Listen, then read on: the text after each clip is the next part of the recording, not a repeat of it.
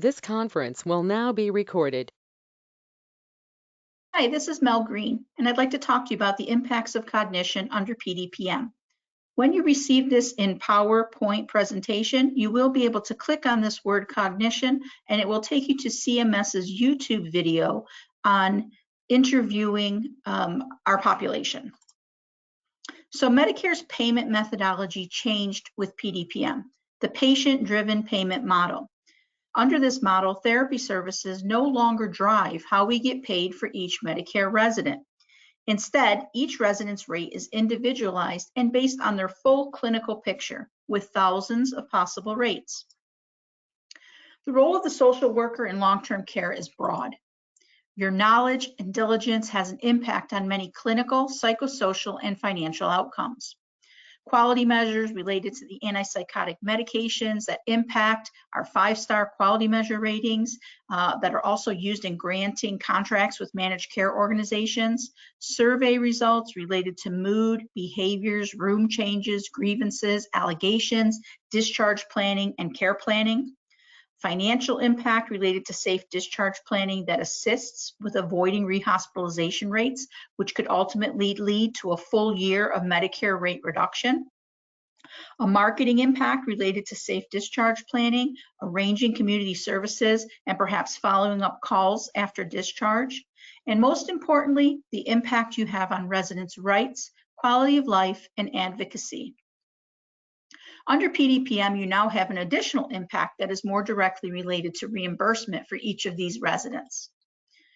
So probably the best news from the Pdpm transition was the elimination of the Medicare assessments of the 14-day, the 30-day, the COTS, the EOTs.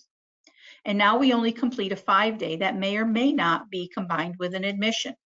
And of course, the end of PPS or a discharge MDS should they leave the facility.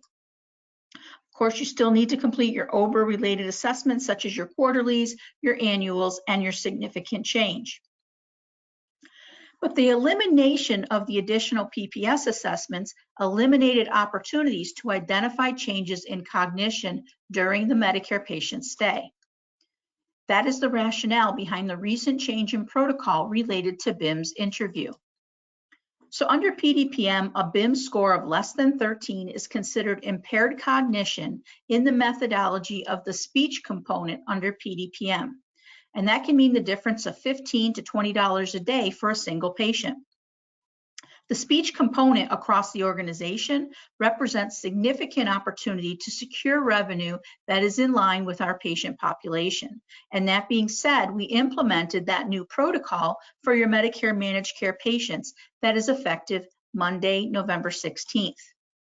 So you will review your patients that are currently on Med A that have a BIMS score of 13 to 15. You will then complete a new BIMS interview weekly in PCC using that standalone BIMS assessment until you've identified an impairment, which is a BIMS of 0 to 12, or the patient is discharged or cut from Med A. And likewise for your new admissions and readmissions that have a BIMS of 13 to 15, they will get weekly BIMS interviews completed in PCC once again until an impairment of a BIMS 0 to 12 is identified or the patient is discharged or cut from Med A. Communication of this change needs to be identified quickly because we can set an IPA assessment which changes payment the day that we do that. So the MDS coordinators, your IDT, must be made aware of this change so that they can use the day of your interview as the ARD whenever possible. There's going to be integrity questions. Undoubtedly, at least one person that's engaged in this webinar is going to question the appropriateness of this strategic direction.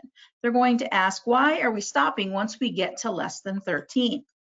There are times when we may have competing BIMS scores and a look back because your speech therapist, your occupational therapist, and or the social worker all completed BIMS on different days and perhaps different times of the day.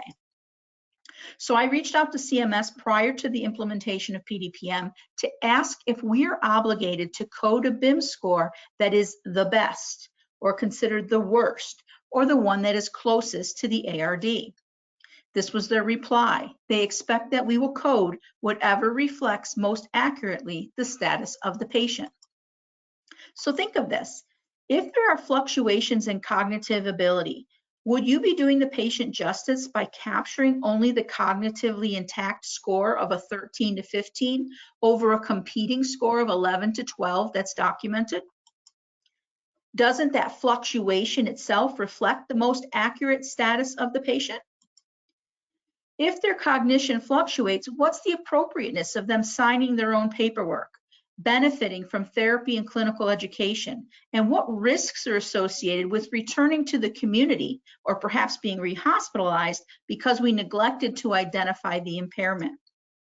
Changes in cognition during the stay may be subtle indicators of clinical change, and by implementing this process, you may also add to the ability to effectively control your rehospitalizations.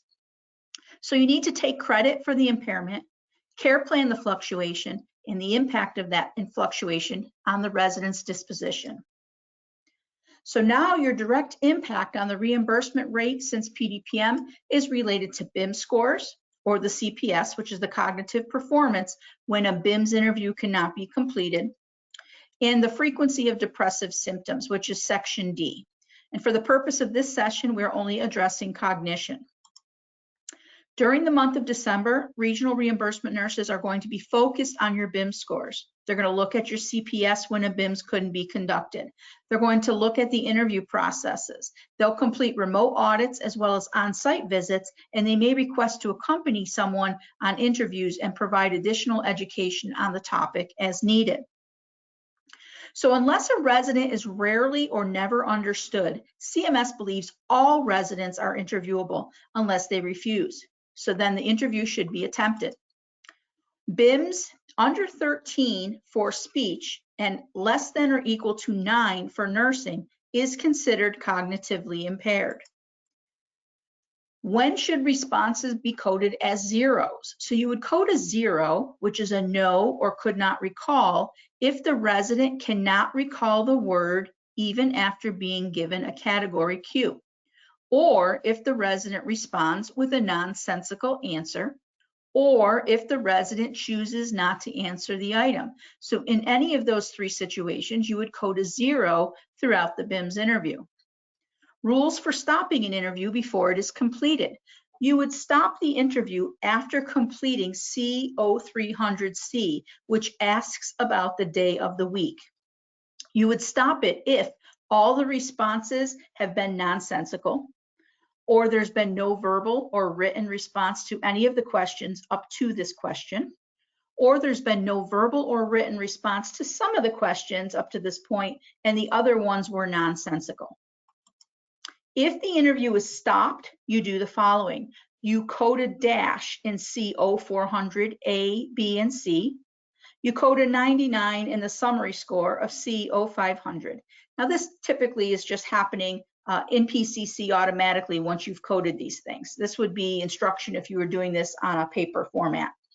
Code 1 is a yes in C0600 should you conduct the staff assessment and then complete that staff assessment for mental status. That leads you to the CPS, which is the Cognitive Performance Scale, derived from the staff assessment when a BIMS cannot be completed. It's a 6-point system, and anything greater than 0 is considered cognitively impaired. So the MDS questions used to calculate the CPS are B0700, whether or not someone makes themselves understood. The staff assessment for C0700, short-term memory. And the cognitive skills for daily decision-making in section C as well. So you can see these questions that are being asked. So PDPM is a CMI-driven system. The higher the CMI, the higher the reimbursement. So what you're looking at right now are the categories for the speech component. And you will see that there are 2 different sections of the component, but there are 5 total qualifiers. There is a neurological condition, there is a speech comorbidity, there is impaired cognition, which is where we're talking about today. And then on the other side, we have whether or not someone has a modified diet and whether there are any documented swallowing problems. How you fall into these categories determines a level of speech that you're in and the CMI that's associated.